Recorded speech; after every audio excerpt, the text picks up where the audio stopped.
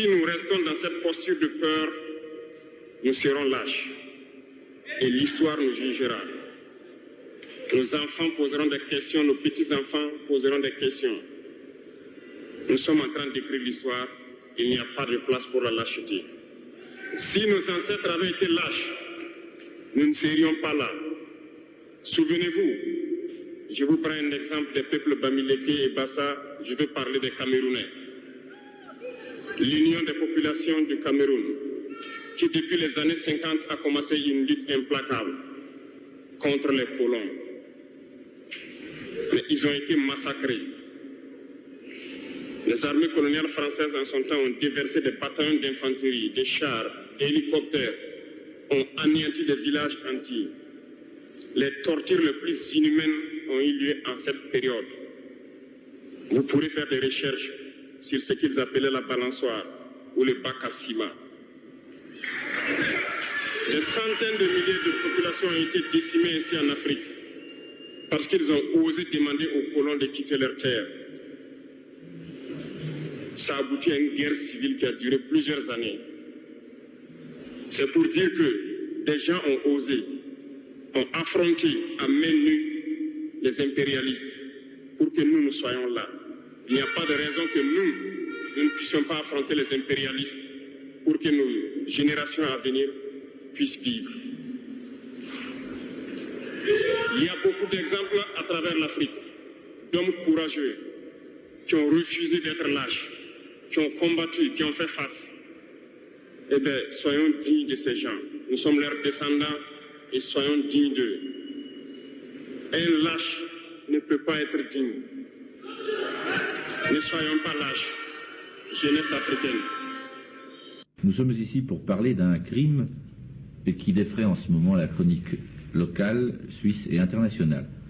Monsieur Ernest Ouandié, en tant que vice-président de l'Union des populations camerounaises, pouvez-vous nous refaire la chronologie du crime qui a eu pour victime Ernest Ouandié,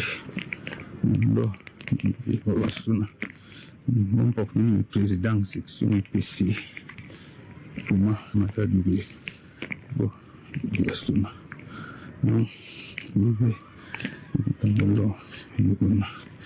c'est bien.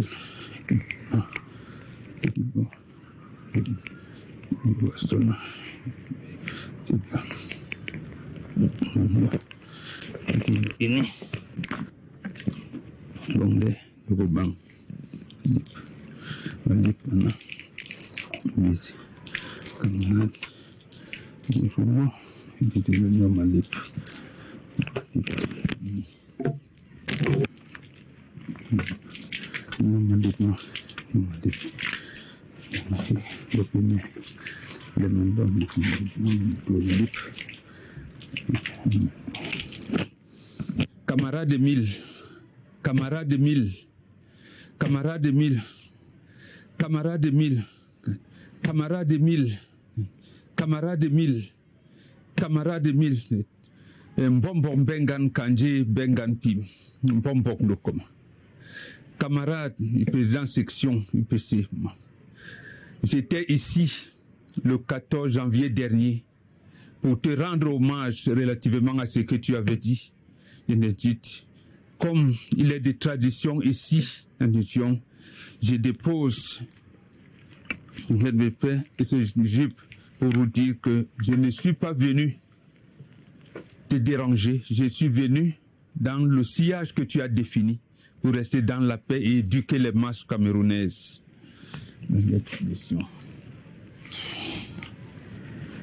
Camarades, c'est toi qui as choisi de t'engager dans la lutte pour ce pays. Quand tu es arrivé au Cameroun en 1961, voici ce que tu as recommandé toi-même.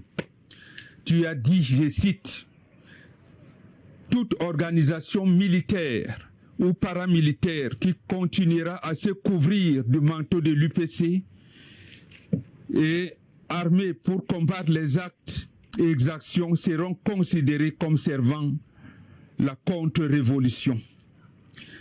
Pour mater, pour discipliner certains de nos compatriotes qui s'est lancé dans des exactions, des assassinats, tu avais tenu ce langage pour dire non aux assassinats.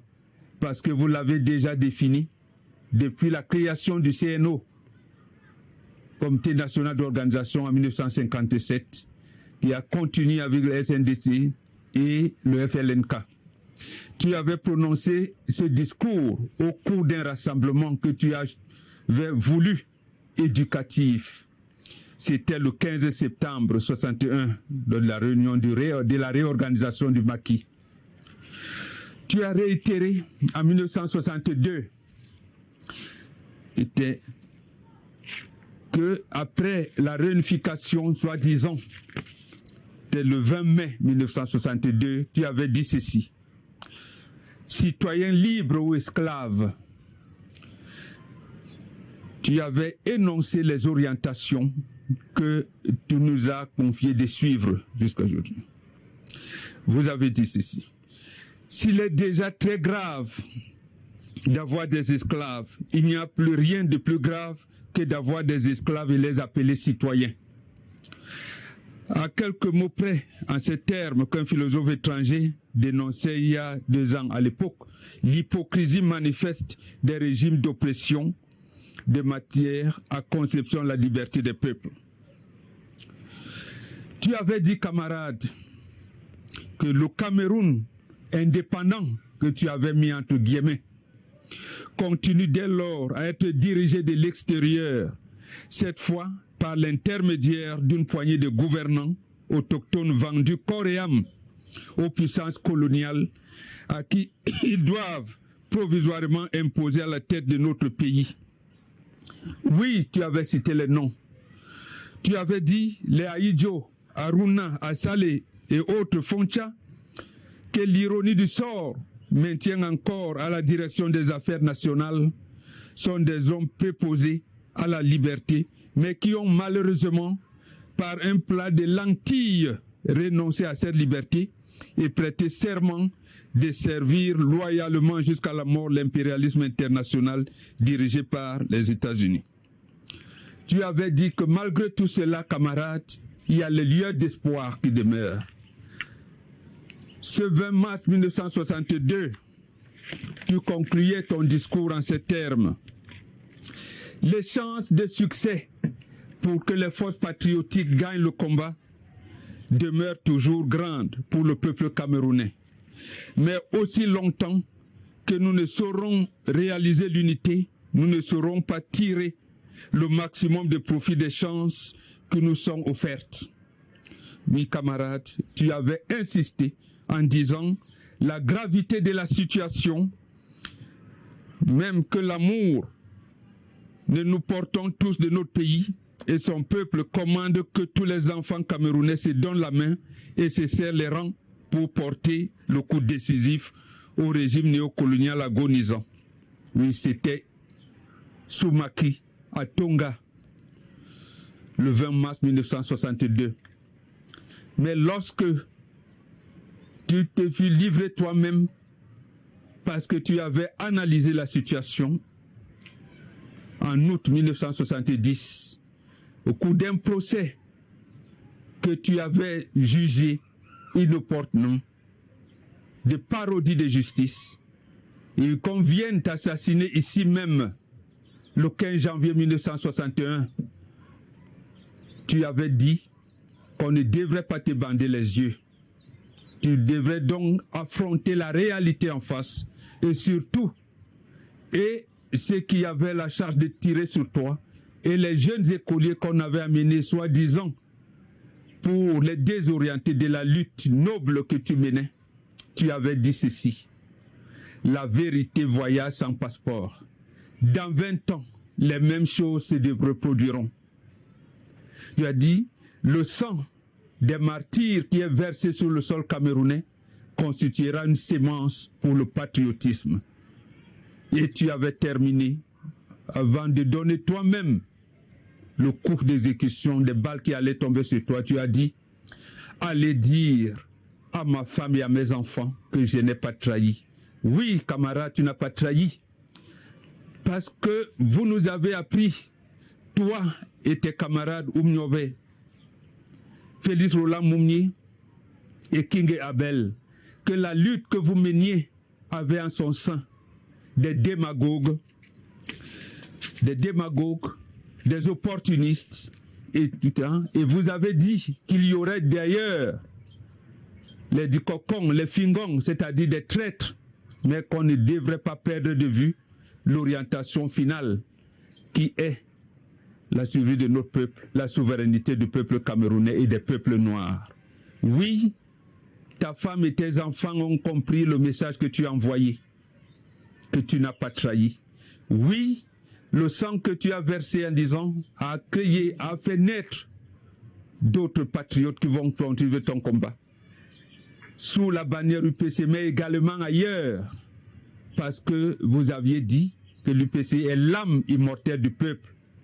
C'est d'ailleurs à cette raison que vous avez créé le One Cameroun en 1956 pour continuer le combat. Donc le combat peut se faire au sein du mouvement que tu as laissé, au sein des autres forces patriotiques que tu as laissées. C'est ce combat.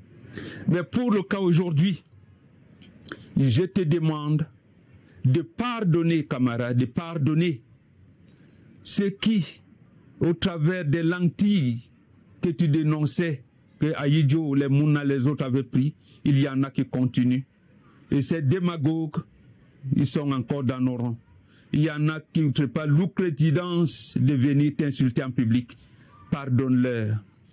Pardonne-leur, camarade Émile. Il faut leur pardonner.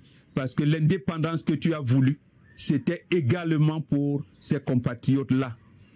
Pardonne-leur. C'est pour ça que je te demande de les pardonner.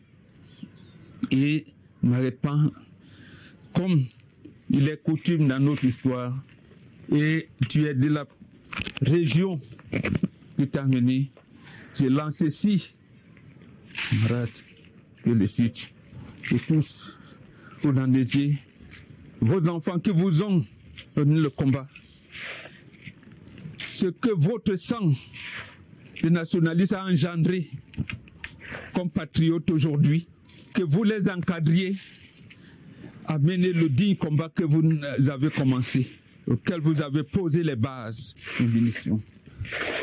Et tout le monde,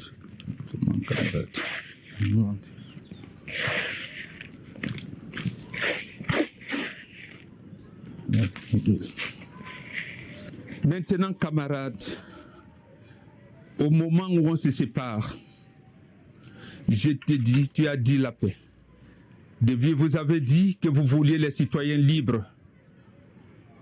Vous voulez les citoyens libres. C'est pour cette raison qu'il y a Macha de Mbombok et de celui qui a pris l'engagement de continuer ce combat avec d'autres, sous d'autres formes, comme tu l'avais indiqué. Je vous laisse ça pour que la paix que vous avez laissée règne, camarade.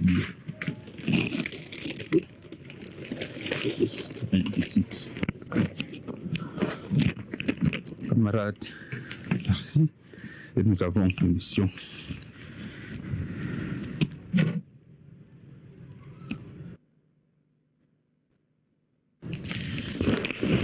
Camarades, que le noble combat pour la dignité des peuples camerounais, le peuple africain, que tu nous donnes le courage, la sagesse et l'intelligence et tous les moyens pour gagner cette lutte héroïque que tu as menée. Je demande encore de pardonner ces gens, de les pardonner, parce que le combat c'était également pour eux, les traîtres, les démagogues et tout. Merci, camarades. Voilà donc un signe. Tu vois, la pluie tombe.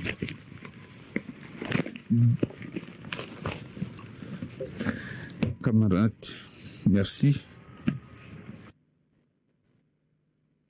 Attention, camarades, merci. Merci. Merci. Merci. Merci.